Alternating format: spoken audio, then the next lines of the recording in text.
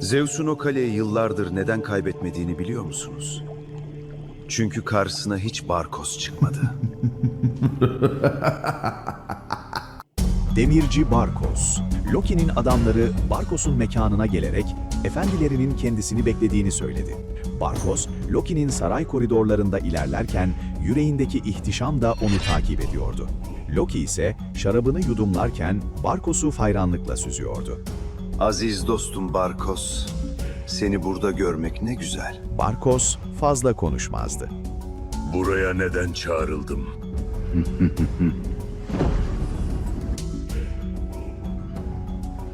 Olimpos Kalesi'ni bilirsin Barkos. Olimpos Kalesi, Zeus'un savunmasının kilit noktasıydı. Zeus'un en seçkin askerleri ve en tecrübeli generalleri bu kalede konuşlanmıştı. Bu sarsılmaz kalenin başında ise efsanevi komutan Aşkil bulunuyordu. Loki Barkos'a söz vermişti. Olimpos Kalesi ele geçirildiği takdirde Barkos'u kalenin yeni lordu yapacaktı. Barkos tüm hatlarıyla saldırınca Aşkil ve ordusu daha fazla dayanamadı.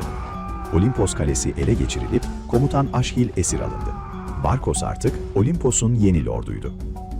Onun korkutucu gücü ve kudreti karşısında Zeus'un en güçlü savunma hatları bile yıkılmıştı. Aşkil, fidye alınabileceğinden zindana kapatılmıştı. Olimpos'un ele geçirildiği müjdesini alan Loki, seçkin muhafızlarıyla birlikte kaleye doğru ilerliyordu. Elbette Lord Barkos'un kazandığı bu büyük zafer karşılıksız kalamazdı. Loki'nin komutanları onun onuruna görkemli bir şölen düzenledi.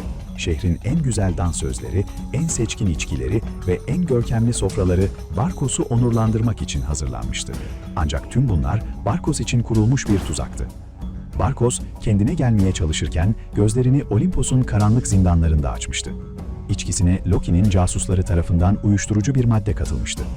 Ayılmaya çalışırken karşısında bekleyen Loki ile göz göze geldi. Çok üzgünüm Barkos.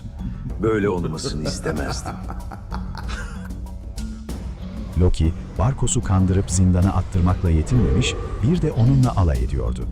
Kendisinden başkasının Olimpos'u yönetmesine tahammülü yoktu. Bu yüce tahtı Barkos'la paylaşmak enayilik olurdu. Tabii ki Loki'nin durmaya niyeti yoktu. Kafasında çok daha hain planlar vardı. Liora Loki için kartları tekrar kardı. Ölüm kartı. Ancak kader bambaşka bir karar vermişti. Desteden çıkan kart ölüm kartıydı. Odin ve Thor dehşet içinde Liora'yı izlerken Loki sessizliğe büründü. Çünkü bu kartın ne anlama geldiğini çok iyi biliyordu. Zeus kendisinden alınanı geri almak için Olimpos Kalesi'ne gelmişti. Loki'nin birlikleri korkuyla beklerken aynı zamanda savaşın hazırlıklarını hızla tamamlıyordu. Zeus'un ordusu büyük bir hızla Olimpos'a hücum ederken Loki kalenin gizli geçidinden kaçmayı seçti. Onun için hiçbir kale kendi canından daha kıymetli değildi. Zeus kaleyi kısa zaman sonra ele geçirip öfkeyle kale zindanındaki esirlere bakmak için inmişti. Bir anda kafes kapısı açık olan Barkos'u gördü. Zeus'un karşısında Olimpos Kalesi'ni ele geçiren Barkos duruyordu. Loki kaçarken Barkos'un hücresini açtırmıştı. Barkos.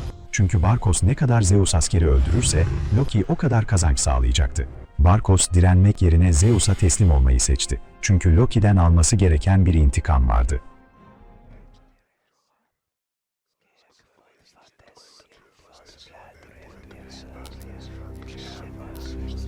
Hades'i buraya getirmeni istiyorum.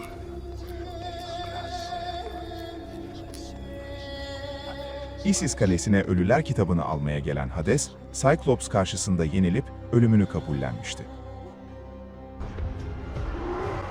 Fakat bir anda Barkos, Cyclops'u ensesinden yakalayıp duvara doğru iterek tüm gücüyle boğazını sıktı. Bütün bu olanlara Hades de inanamamıştı.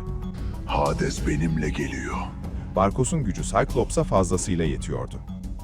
Sarayıma ne cüretle gelirsiniz? Fakat Isis bu küstahlığı kabul edecek biri değildi. Bu sebepten vakit kaybetmeden kendi formuna dönüştü. Barkos tek yumrukla Cyclops'u etkisiz hale getirerek Isis'e doğru döndü. Barkos, Zeus hariç kimseden korkacak birisi değildi. Isis'in dönüşümü tamamlanmıştı. Ruhundaki öfkeyi karanlık büyüye çevirerek Barkos'a saldırı için hazırlanıyordu. Barkos ise her zamanki gibi korkusuzdu. Yerinde olsam bunu yapmazdım. Yumruğun etkisiyle kalkmaya çalışan Cyclops, gördüklerini önce darbenin etkisinden kaynaklanan bir şok sanmıştı. Ancak gerçek açıktı. Ölüler kitabı yerinde değildi. Durun! Hades kaçmış! Hades, Ölüler kitabını çalıp tüm gücüyle Isis Tapınağı'nın koridorlarından kaçmaya çalışıyordu. Ancak ölüm mührü Isis Tapınağı'nda düşmüştü. Bu Hades için komutasındaki hayalet ordu dahil tüm güçlerinin devre dışı kalması demekti. Ve Hades, güçleri olmadan kaçacağı en son noktaya kadar kaçacaktı.